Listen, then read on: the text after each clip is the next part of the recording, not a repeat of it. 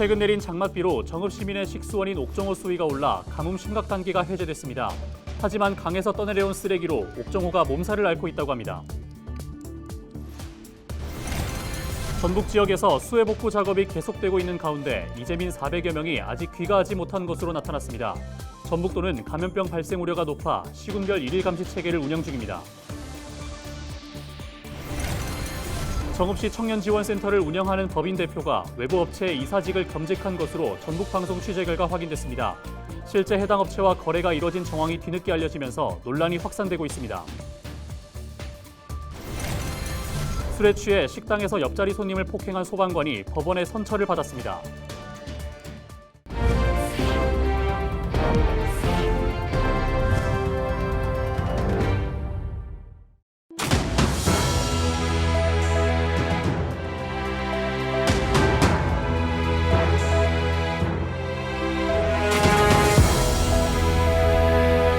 시청자 여러분 안녕하십니까? 헬로티비 전북뉴스입니다. 최근 내린 장맛비로 정읍 시민의 식수원인 옥정호 수위가 올라 가뭄 심각 단계가 해제됐습니다. 하지만 강에서 떠내려온 쓰레기로 옥정호가 몸살을 앓고 있다고 합니다. 이나라 기자의 보도입니다. 식수원인 옥정호 강변에 스티로폼과 농약병과 같은 쓰레기가 널려 있습니다. 새들은 쓰레기 사이에서 먹이를 찾고 있습니다.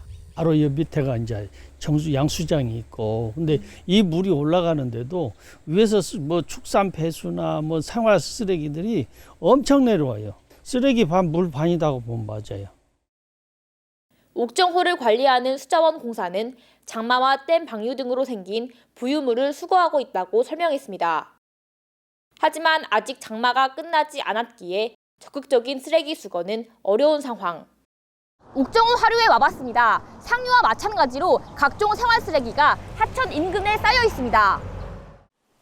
옥정호 관할구역인 정읍시와 임실구는 상수원 주변 환경을 관리하는 지킴이 40여 명을 선발했지만 눈에 띄는 변화는 없어 보입니다.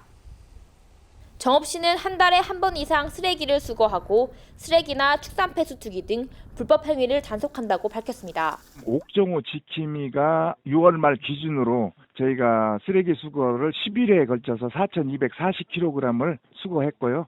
그다음에 불법행위 감시, 계도 총 100사건을 6월 말 현재 활동 실적으로 상수원 지킴이는 옥정호뿐 아니라 용담댐 등 총 4곳에 운영되는데 인건비 상승으로 예산도 늘어 올해는 13억 원 가량입니다.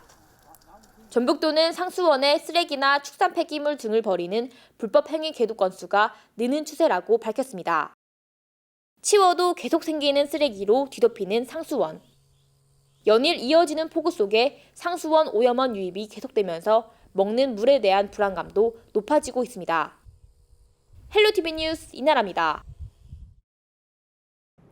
전북 지역에서 수해 복구 작업이 계속되고 있는 가운데 폭우 피해를 입은 도민 400여 명이 아직 귀가하지 못한 것으로 나타났습니다.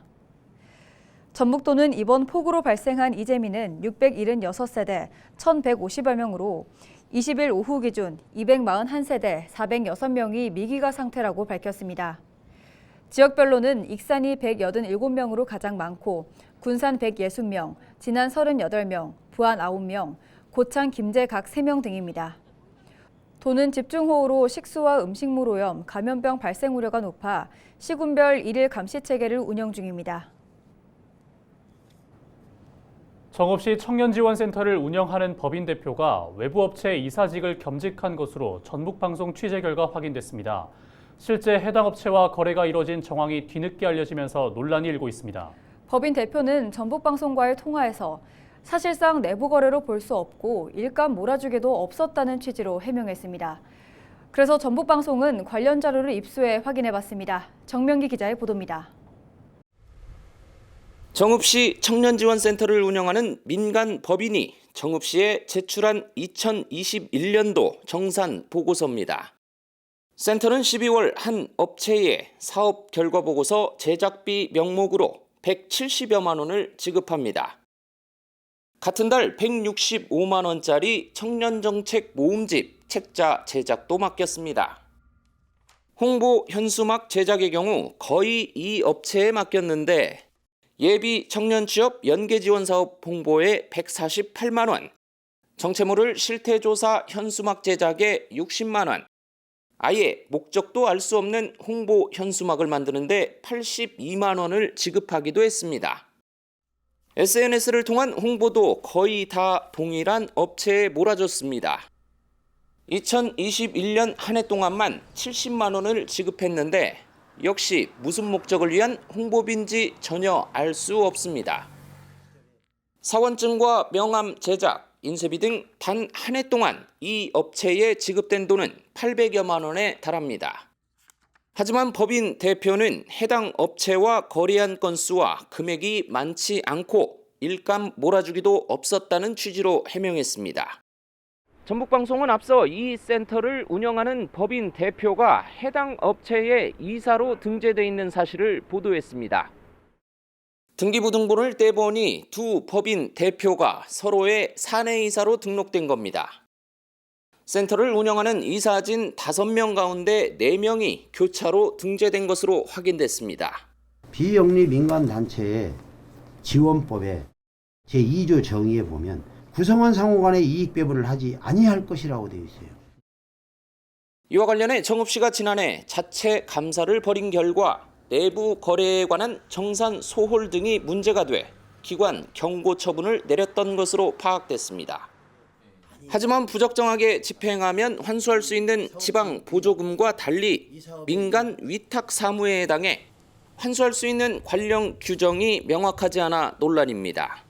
실비 성격의 직접 사업을 직접 했기 때문에 내부 거래로는 보냐 안 보냐예요. 내부 거래를 하면 안 되게 돼 있거든요. 내부 거래죠.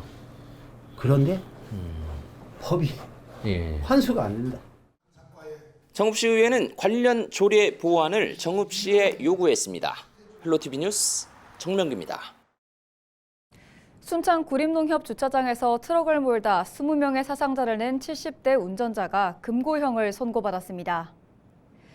전주지방법원 남원지원은 20일 교통사고 처리 특례법상 치사 혐의로 기소된 70대 A씨에게 금고 4년을 선고했습니다. A씨는 지난 3월 순창군 구림농협 주차장에서 전국 동시조합장 선거 투표를 기다리던 사람들을 1톤 트럭으로 들이받은 혐의로 기소됐습니다. 이 사고로 4명이 숨지고 16명이 다쳤습니다.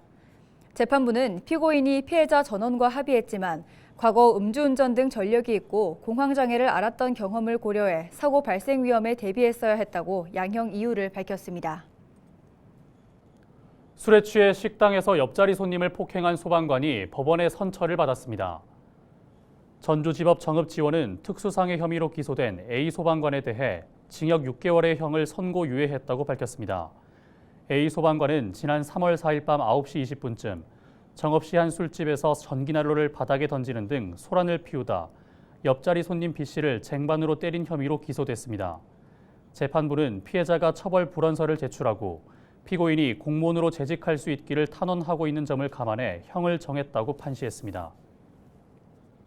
전북방송이 2023년 2분기 지역채널 심의위원회를 개최했습니다.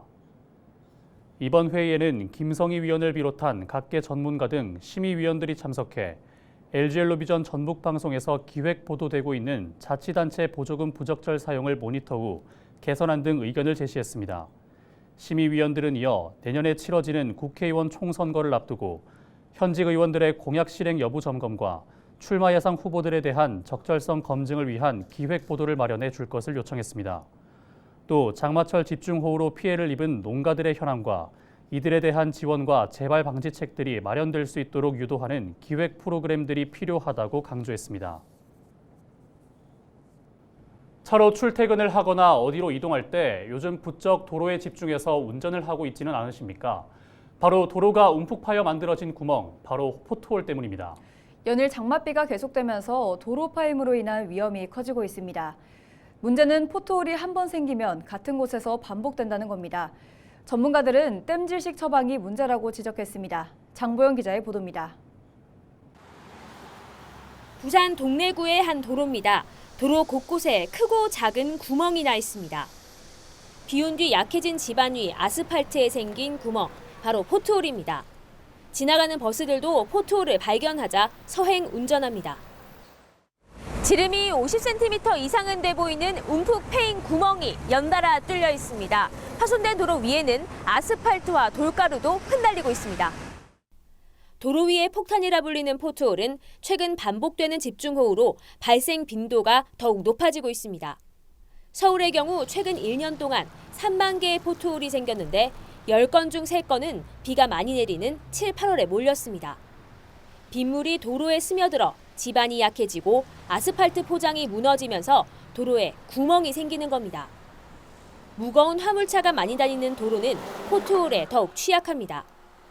20톤 트럭 한 대의 하중은 승용차 900만 대가 지나간 것과 같아 대형 차량은 비 온 뒤 도로에 큰 무리를 줄 수 있습니다. 아주 위험하고요. 여기 더구나 거기 밝은 시간에는 괜찮은데 어두운 시간대는 포트홀 지나가다가 펑크 나는 경우도 많고 사전에 좀 미리 좀 도로 파인 부분은 좀 잘 복구가 됐으면 좋겠는데. 문제는 포트홀이 한 번 생기면 반복된다는 데 있습니다. 이번 집중호우로 포트홀이 생긴 곳을 보면 아스팔트 색이 다른 곳보다 진합니다. 최근 보수를 한 곳에 또 구멍이 뚫린 겁니다. 전문가들은 빠른 보수를 위한 땜질식 처방 때문이라 보고 있습니다. 포트홀이 생긴 곳에 흙만 채워 아스팔트를 더 씌우는 방법의 한계 때문입니다. 직사각형이나 정사각형으로 잘라서 밑에 있는 그 연약 지반을 파내고 그 점토질이었고 자갈모래 같은 섞인 그 보조기층을 잘 해하고 아스팔트를 딱 살을 쳐야 되는데 행정 편의적으로 오버랩을 쭉 해비면 매년 비 온 뒤에는 그 사이가 또 일어나고. 운전자들을 위협하는 포트홀. 사고를 막기 위해 빠른 대처도 중요하지만 포트홀이 반복해서 발생하지 않도록 꼼꼼한 보수가 필요해 보입니다. 헬로티비 뉴스 장보영입니다.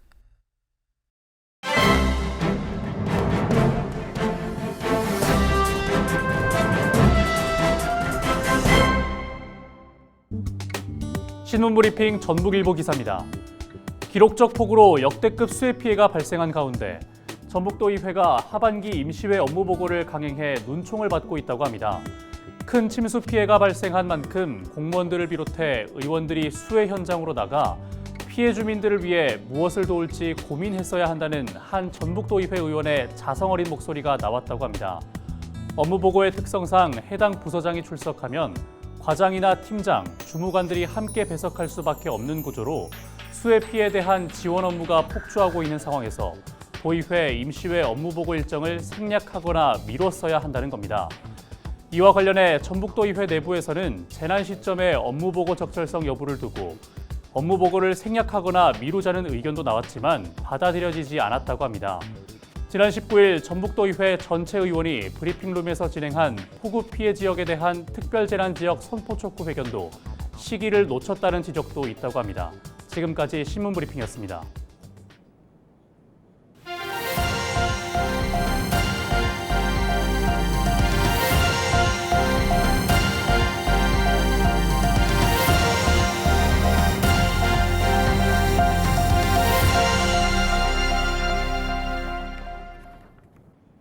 대학생 봉사단이 고창 지역 취약가정 집수리에 나섰습니다.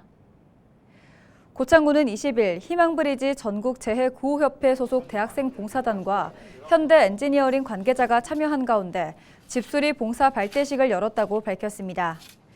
이에 따라 대학생 60명은 고창 취약가구 16가정을 방문해 벽지와 장판, 형광 등을 바꾸고 화재 예방 경보기를 설치하는 등 주거 환경 개선 봉사를 진행합니다.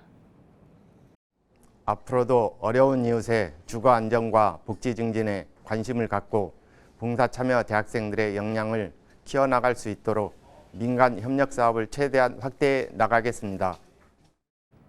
JB금융그룹은 집중호우로 인한 수해 지역 복구와 이재민 지원을 위해 구호 성금 3억 원을 전국재해구호협회에 기부했습니다.